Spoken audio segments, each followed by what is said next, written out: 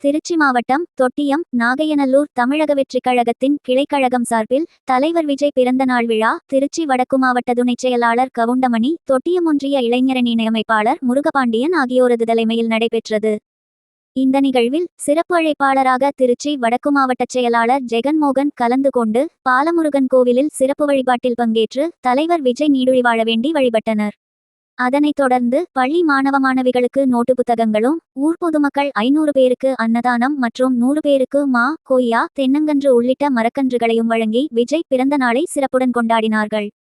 இந்த நிகழ்வில் மாவட்ட துணைச் செயலாளர் கவிநிலவு, தொட்டியம் மேற்கு ஒன்றிய கழக செயலாளர் கல்லூர்பட்டி மகேந்திரன், நாகையநல்லூர் கிளை செயலாளர்கள் பாலச்சந்திரன், ராஜா, கதிர், ரஞ்சித்குமார், தர்மதுரை மற்றும் கிளை ஆலோசகர் பழனிவேல், பாலசுப்பிரமணியன், மாணிக்கம், இணைச் செயலாளர்கள் மற்றும் செயற்குழு உறுப்பினர்கள் சக்திவேல், கிருஷ்ணமூர்த்தி, ஆனந்த், கோபி உள்ளிட்ட ஏராளமானோர் கலந்து கொண்டனர்.